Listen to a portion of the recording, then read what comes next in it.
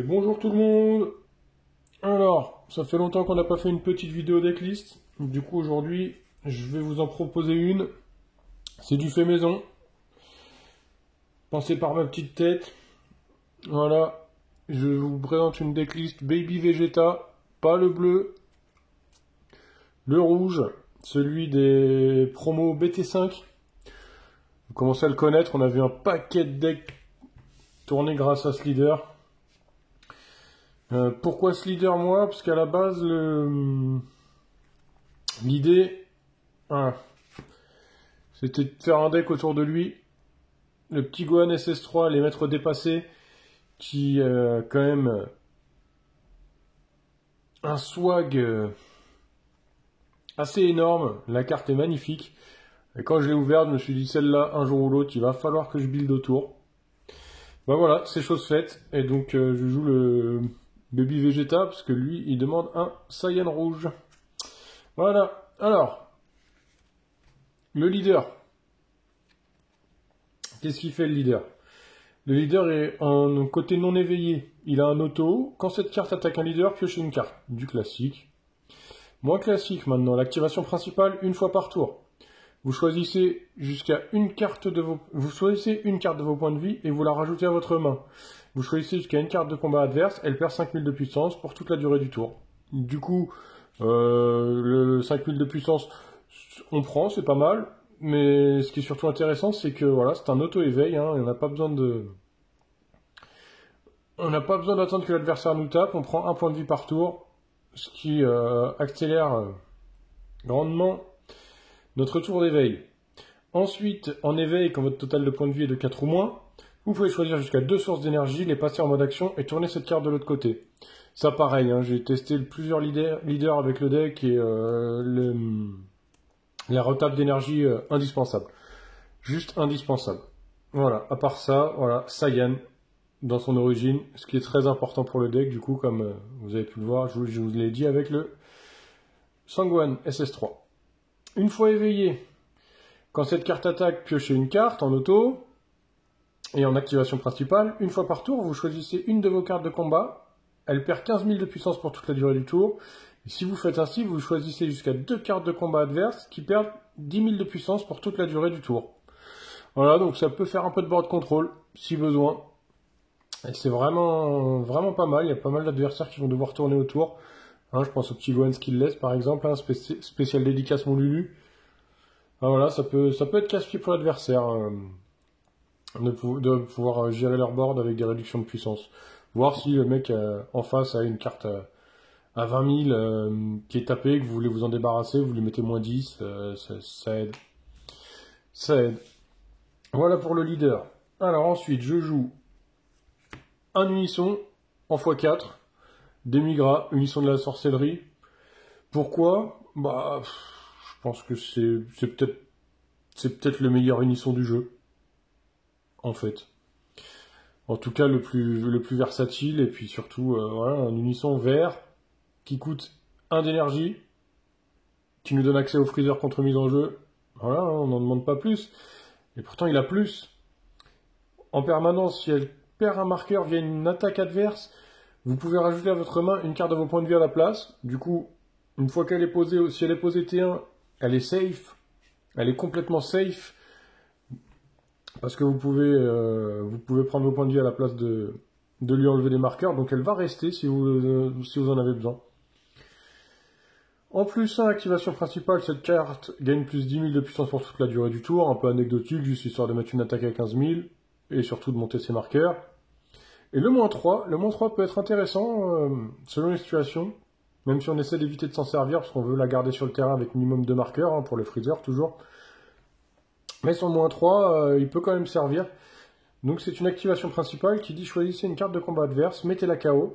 Choisissez ensuite jusqu'à une carte de combat adverse avec un coût d'énergie de 3 ou moins en ignorant la capacité barrière et mettez-la KO. Du coup ça vous gère jusqu'à 2 cartes. Une sans restriction, mis à part que vous ne pouvez pas virer une barrière. Et la deuxième qui ignore barrière, par contre avec un coût d'énergie de 3 ou moins. Voilà, ça peut être très utile. Ça peut quand même être très utile, hein. Excusez-moi, en ce moment je joue pas mal avec des gens qui jouent les slugs jaunes de la DB3. Du coup, c'est le premier exemple qui me vient en tête, hein, pour gérer ce slug jaune qui vous empêche de piocher, hormis via vos capacités leader. Voilà, le montre l'unisson, il fait le taf. Donc on joue 4 fois. Ensuite, on joue 4 fois Vegeta protégeant ses proches. Alors lui, c'est les fameuses nouvelles cartes anti-bleu de la DB3. Donc qu'est-ce qu'il fait? Il coûte une énergie verte, il a barrière. Quand cette carte est jouée, vous piochez une carte.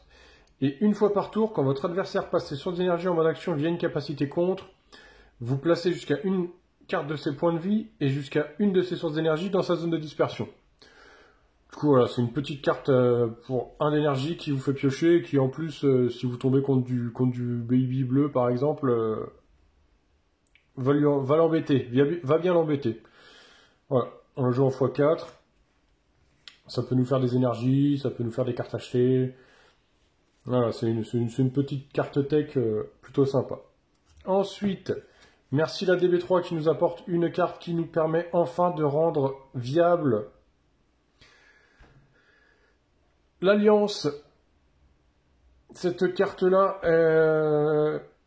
elle fait la pluie et le beau temps. Elle est vraiment extrêmement bien. Qu'est-ce qu'elle fait? C'est un Piccolo Junior, exterminateur de la paix. En plus, le thème, parfait, meilleur arc de Dragon Ball. Fuite d'énergie, double frappe. Alliance rouge-vert, si votre leader est rouge, cette carte gagne autant de puissance que le total de puissance des cartes passées en mode inertie via cette capacité pour toute la durée du combat. Piochez 2 cartes. Si le total des points de vie adverse est de 3 ou plus, infligez-lui 1 dégât. Et elle a 16 000 de puissance. Du coup, c'est extrêmement fort parce que potentiellement, c'est du... Si elle sortait d'eux, que vous avez réussi à vous mettre une autre carte en jeu, une autre carte de combat en jeu, vous attaquez avec, vous piochez 2 cartes, vous mettez directement un dégât à l'adversaire, parce que T2 il sera pas à moins de 3 points de vie, hein, on va pas exagérer non plus. Et ensuite, c'est minimum une 20 000 double frappe. Pourquoi je dis minimum? Parce que la carte la moins puissante de mes cartes dans le deck, c'est la Vegeta à 4000. Du coup, 16 000 plus 4000, si vous l'utilisez avec l'Alliance, ça vous fait une 20 000 double frappe. Voilà, en général, je peux vous dire que les adversaires, T2 20 000 double frappe plus le dégât direct, ça lui plaît pas des masses. En plus, la pioche 2, c'est parfait. C'est pour ça que le slug, il faut absolument le gérer, parce que vous piochez beaucoup avec vos cartes Alliance. Voilà, donc cette carte-là, indispensable, x4, elle est absolument fantastique. Ensuite, donc dans les Alliances, je vous ai dit que je l'avais construit autour. Le Sangohan SS3, maître dépassé. Du coup, lui, qu'est-ce qu'il fait? Il coûte 4 énergies, 2 rouges, 2 vertes. Fuite d'énergie, déflexion barrière. Alors, une fois... Lui, on peut pas le gérer. Il est là. Boum boum, c'est je la joue. Compte mise en jeu. Non, il a déflexion. Ah, ça passe déflexion? Ouais, mais il a barrière. Ok, tu peux pas le cibler. Elle est vraiment extrêmement compliquée à gérer pour l'adversaire. Qu'est-ce qu'elle fait d'autre? Alliance rouge-vert. Cette carte gagne autant de puissance que le total des cartes passées en mode inertie via cette capacité pour toute la durée du combat. Si votre leader est un Saiyan exclusivement rouge, d'où le baby, infligez 1 point de dégâts à votre adversaire, boum, encore du dégât direct. Jusqu'au début de votre tour suivant, votre adversaire ne peut pas jouer de carte de combat avec 20 000 de puissance ou moins, à moins de placer une carte de ses points de vie dans sa zone de dispersion à chaque fois. Du coup, c'est du contrôle board en préventif. Une fois que vous avez déclaré l'alliance, voilà, si votre adversaire il veut jouer des 20 000 ou moins, il est obligé de se manger un critique. À chaque fois, hein, c'est pas une fois par tour ou quoi, c'est à chaque fois qu'il veut jouer. Voilà, donc celle-là on la joue en x3, parce qu'on ne peut pas la faire venir à moins que 4, donc ça ne sert pas forcément à grand chose d'en avoir 50 dans le deck, enfin d'en avoir 4 du coup. 3 c'est déjà largement suffisant. Et ensuite, pour en finir avec les cartes d'alliance, on joue Liquir et Korun, le dieu de la destruction et ange de l'univers 8, en x3 aussi. Alors, Korun et Liquir, coup critique, fuite d'énergie. Alliance rouge-vert, donc toujours la même chose. Cette carte gagne autant de puissance que le total de puissance des cartes passées en mode inertie via cette capacité pour toute la durée du combat. Piochez 2 cartes, choisissez 2 cartes de combat adverse, elles perdent moins 20 000 de puissance pour toute la durée du tour. Encore de la pioche 2.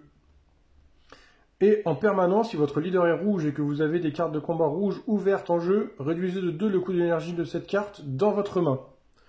Du coup, celle-là, elle est là parce qu'elle fait piocher. Couplé avec votre leader, ça peut très clairement faire du moins 30 000 à 2 cartes sur le tour, donc ça peut gérer 2-30 000 adverses, ce qui est pas dégueu, hein, vraiment. Bon, ça passe pas barrière, mais c'est vraiment pas dégueu. Et surtout, pourquoi est-ce qu'elle est là? Hormis le fait qu'elle pioche 2 cartes en alliance, c'est qu'elle vous permet de jouer le Gogeta Super Saiyan Guerrier Acrobat gratuitement. Le Gogeta Super Saiyan Guerrier Acrobat, il a un permanent qui est unique. C'est unique en fait, un seul Gogeta SS Guerrier Acrobat peut être joué dans votre zone de combat. Donc c'est unique avant que le mot-clé existe. En auto, quand une carte de combat rouge-verte avec un coût d'énergie de 5 est jouée dans votre zone de combat, activez cette capacité, vous pouvez jouer cette carte depuis votre main. Liqueur, vous la jouez pour 3, mais elle coûte 3 dans votre main. Une fois qu'elle est sur le terrain, elle coûte à nouveau 5. Du coup, vous payez 3 énergies, vous jouez Liqueur, ça vous permet de jouer le Gogeta gratuitement. Et pourquoi on joue le Gogeta? Pour son dernier auto, quand cette carte est passée en mode inertie avec Alliance, vous infligez 1 dégât à votre adversaire. Vous commencez à voir le truc. Gohan, Alliance, 2 dégâts directs. Si l'adversaire a 3 PV ou plus. Piccolo Junior, Piccolo Junior, Alliance, 2 dégâts directs. C'est vraiment un deck à dégâts directs. Et du coup, le Gogeta est vraiment, vraiment sympa pour ça. Ensuite, on va jouer 300 Goku Conviction Inébranlable. Notre seule apparition du deck. En plus, c'est une 20 000 double frappe qui a l'apparition rouge-vert pour une énergie verte. Donc apparition, vous avez une carte rouge, une carte verte ou une carte rouge-verte en zone de combo, vous payez une énergie verte, vous pouvez la jouer. Elle a activation combat une fois par tour. Placez jusqu'à une carte depuis la zone de combo adverse dans la zone de dispersion de son propriétaire et choisissez jusqu'à une de vos cartes unisson ou de combat autre que cette carte et elle gagne plus 5000 pour toute la durée du tour.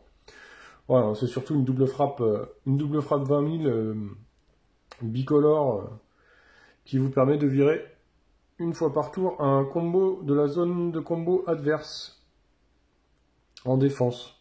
Quand vous êtes en défense, bien sûr, parce que comme c'est une activation combat, vous avez le droit de le faire pendant votre phase de combo, donc ça ne marchera pas en attaque. Mais pour la défense, c'est vraiment pas mal. Ensuite, bon, on joue un deck rouge-vert à dégâts directs. Forcément, hein, on va jouer la mêlée SS3 Raditz, Vegeta et Broly, la Secret de BT7. Qu'est-ce qu'elle fait la Secret de BT7? Elle coûte 8 énergies, donc 2 verts et 3 rouges. Mais on la fait venir en apparition rouge-vert pour 3 énergies rouges et 2 énergies vertes.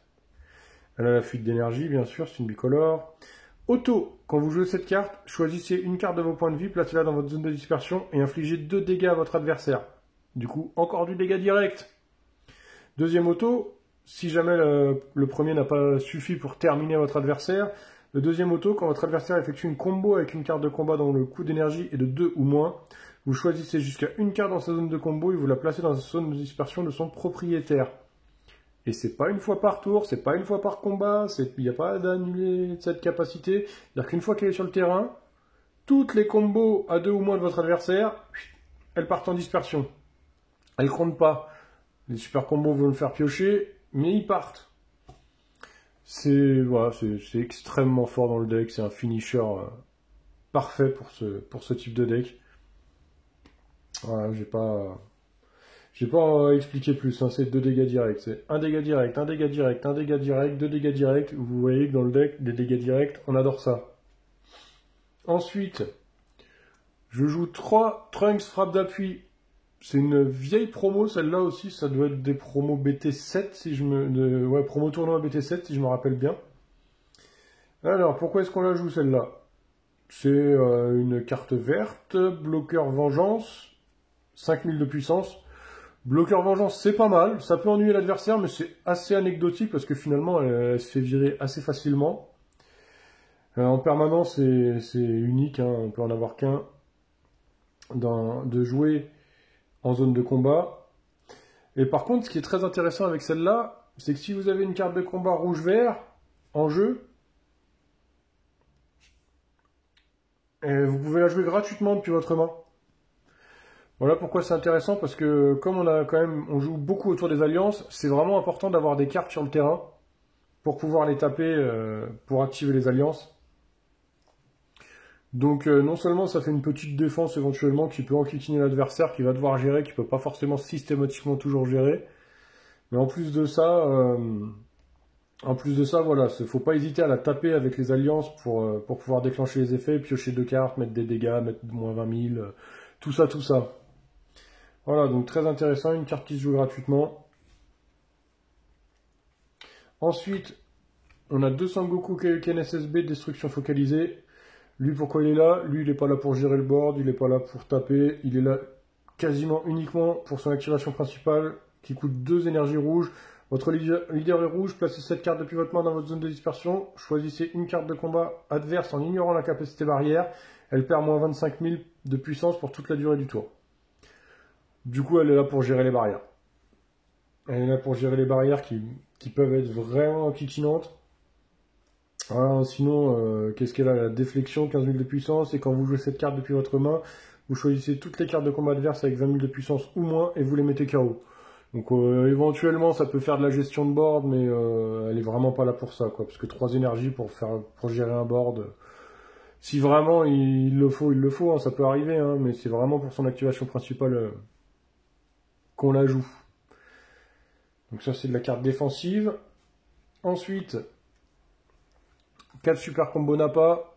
Donc le Nappa, hein, c'est super combo rouge-vert quand votre leader est rouge et vert à la fin du combat, ou vert à la fin du combat pendant lequel vous avez effectué une combo avec cette carte depuis votre main, vous la jouez. Pourquoi le Nappa? Déjà parce que l'apparition, mais c'est pas surtout pour ça, c'est parce que voilà, vous faites un super combo, vous le jouez et derrière vous pouvez activer les alliances avec. Encore une fois, de la carte gratuite à jouer en énergie. La carte gratuite en énergie à jouer, pardon. Très important dans le deck, parce qu'il vous faut du board, il vous faut absolument du board. Hop, ensuite, on va passer à la défense. À la vraie défense du deck, les contres. Alors, qu'est-ce que j'ai à vous proposer? Les contres mis en jeu pour commencer. 3 balles de virus. Balle de virus, qu'est-ce que ça fait? C'est un peu contraignant à jouer, mais dans le Baby Vegeta qui prend des points de vie énormément, qui s'éveille très vite, ça pose pas de problème. Alors, c'est un contre mis en jeu. Votre leader est rouge et votre total de points de vie est de 4 ou moins. Voilà, ce sont les 2 conditions pour pouvoir jouer la balle de virus. Si la carte de combat jouée a 15 000 de puissance ou moins, elle est placée dans la zone de dispersion de son propriétaire au lieu d'être mise en jeu. Si c'est le tour de votre adversaire, vous choisissez jusqu'à un de vos leaders et il gagne plus 5 000 de puissance pour toute la durée du tour. Et en permanence, si vous avez une carte multicolore dans vos énergies et que votre total de points de vie est de 4 ou moins, vous pouvez activer la capacité contre de cette carte depuis votre main en rajoutant une carte de vos points de vie à votre main au lieu de payer son coût en énergie.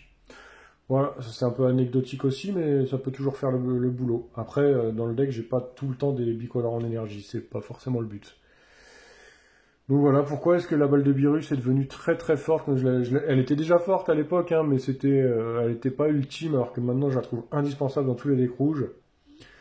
Pour tous les contre-mises en jeu gratuits qui se jouent gratuitement, quand vous avez un unisson, le Freezer, le Yamcha, le Vegeta jaune, et en bleu, non pas le bleu, le bleu c'est le seul parce qu'elle n'est pas jouée, elle est défaussée directement.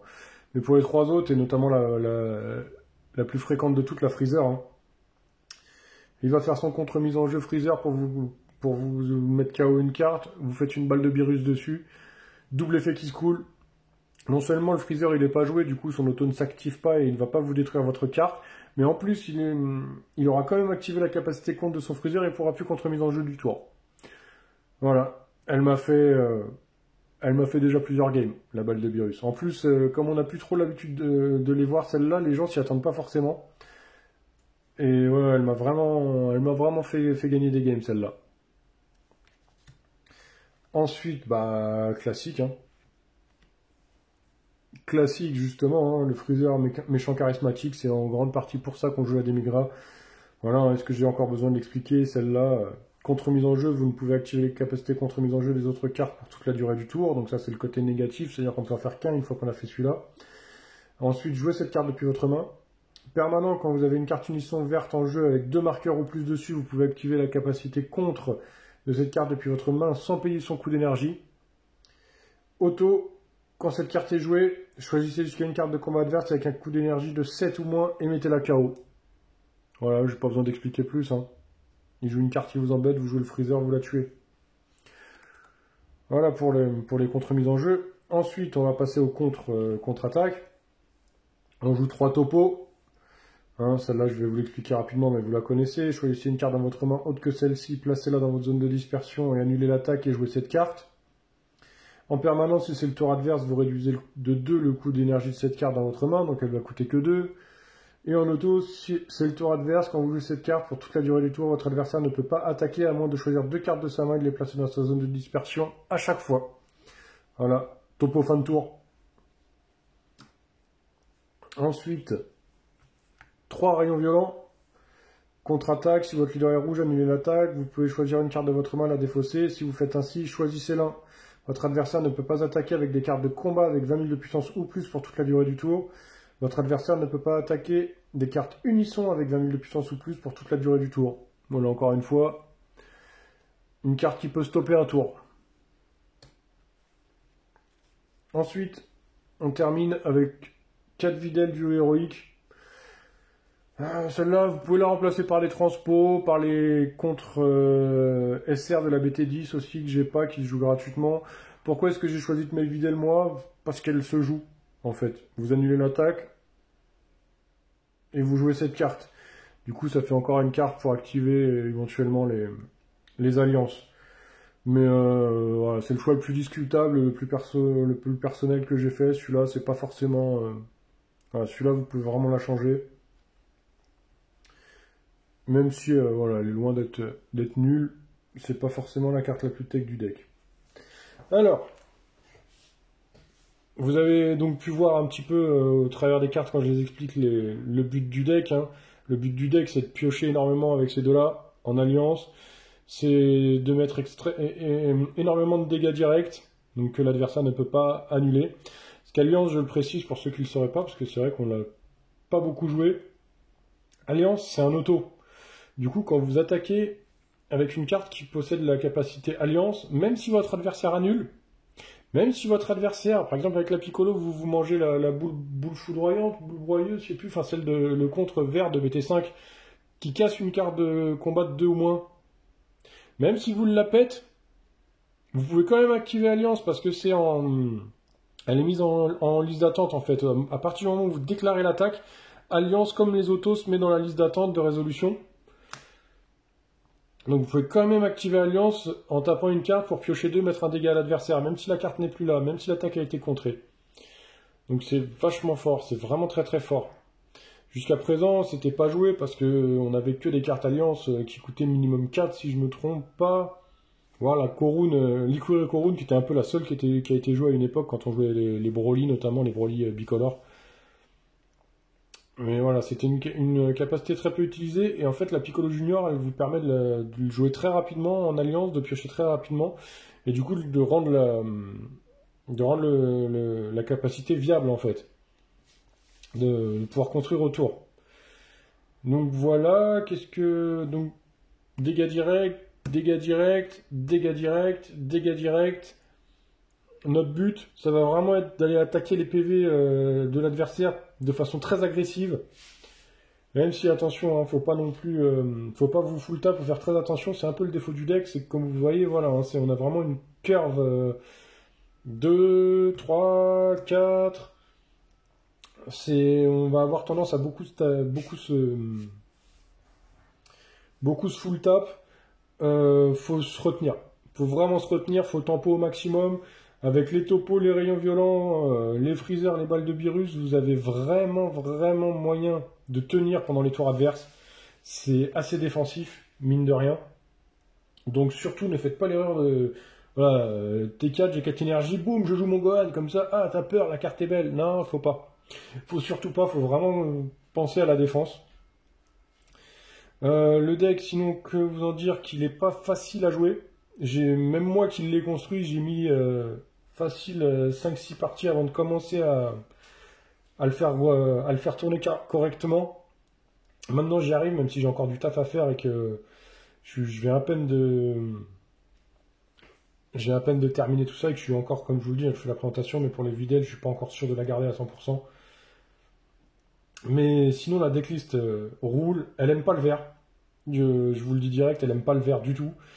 Pas pour le N-Control, hein, c'est vraiment le vert. Je te pète toutes tes petites cartes à deux. Du coup, toutes les cartes. Enfin, c'est très chiant parce que ça vous empêche. Ça vous gère vos alliances. Vous voulez du board. Voilà, vous voulez un appât pour déclencher une alliance. Ça va gérer votre board. Toutes les petites cartes qui se jouent, que vous jouez juste pour les taper pour la capacité d'alliance, c'est très chiant. Donc le deck n'aime pas le vert. À côté de ça, franchement, je me suis bien régalé avec. J'ai plutôt de bons résultats. Et voilà, elle sort de l'ordinaire, elle surprend beaucoup les adversaires. Donc c'est vraiment assez sympa à jouer. Enfin moi je me régale avec en tout cas. Parlons des petits combos. Qu'est-ce qu'on a comme combo dans le deck? Bah, après il n'y en a pas 50, hein, vous voyez, c'est vraiment des dégâts directs. On essaie de poser du board gratuitement, on déclare les alliances, on pioche, on met des dégâts. Il y a un combo quand même que j'ai réussi à sortir 2-3 fois. C'est un combo défensif qui est vraiment, vraiment très très fort. C'est ce combo là. Quand vous arrivez, c'est du combo endgame, hein, mais T5 par exemple. Vous êtes T5, Gohan SS3, vous attaquez avec, vous déclarez l'alliance. Du coup, votre adversaire, il peut plus jouer de carte de combat de 20 000 ou moins, à moins de prendre un coup critique. Donc s'il n'a pas de board, à moins de prendre un coup critique, il ne peut pas rejouer, il n'aura pas. Première attaque pendant son tour, vous faites un rayon violent et vous choisissez les cartes de combat. Du coup, à moins de ce crit, il ne peut pas jouer de 20 000 ou moins, et il ne peut pas attaquer avec les 20 000 ou plus. Ça vous fait gagner des tours. J'ai gagné un tour comme ça contre un Sin Shenron, c'était assez fantastique. Où en plus, voilà, c'était mon tour 5, il avait commencé la partie. Du coup, je lui fais ça. C'est son tour. Il peut pas jouer de 20 000 ou moins. C'est son tour 6, donc celui où il est censé taper ses 6 énergies pour jouer ses 50 dragons, là. Bah, du coup, il le fait pas, il attend de voir, il attaque avec son leader. Boum, je lui joue un rayon violent. Il me regarde, il me dit, mais je lui dis, bah ouais. Bah ouais, tu peux pas jouer de carte, parce qu'il te reste que 2 PV, donc c'est très dangereux. Tu peux pas attaquer avec les 20 000 ou plus non plus. Du coup, bah, il a passé son tour. Et derrière, il s'est mangé la radite, ça fait que c'est 2 PV. Il a perdu, quoi. Voilà, très intéressant. Sinon, qu'est-ce que je peux vous dire sur le deck? Bah, le deck, niveau de l'éveil, c'est tour 3. Faut pas s'éveiller avant. C'est vraiment le tour 3, parce que pourquoi le tour 3? Parce que le tour 3, par exemple, c'est ça et ça pour 3 énergies, puis éveil d'étape 2, et on garde 2 énergies pour la défense topo. Voilà, c'est vraiment, vous avez un tour 3 qui vous permet de vous full tap, puis par la suite de retaper 2 énergies pour la défense. Voilà, donc n'oubliez pas, si vous avez envie de la tester, n'oubliez pas surtout de faire très attention à vos énergies et de ne surtout pas rusher. Ne cherchez pas le rush, cherchez surtout à vous défendre. De toute façon, quoi qu'il arrive, vous avez des dégâts directs, donc tempo, tempo, tempo, jusqu'à vraiment réussir à avoir le finish en main, à être sûr de pouvoir finir, quoi. Parce que, et c'est aussi une des raisons pour lesquelles j'aime ce deck, c'est parce que, voilà, vous avez certaines cartes en main, quand vous avez ça, des fois celle-là avec celle-là sur le board, ou quoi, vous avez vraiment des phases où vous savez que quoi que fasse l'adversaire, il a perdu. Il a perdu, c'est trop tard, fallait réagir avant. Voilà, j'espère que cette petite decklist maison vous aura plu. J'espère qu'elle vous aura donné envie de l'essayer. Et si jamais vous l'essayez, bah, insistez un peu. Hein, vous n'allez pas forcément gagner dès les premières parties, parce que je vous le dis encore, elle n'est pas évidente à maîtriser. Mais elle a vraiment des bons résultats une fois qu'on la maîtrise un minimum. Et elle est surprenante. Et franchement, bah, je me régale avec, quoi. Je me régale vraiment avec. Allez, amusez-vous bien, ciao!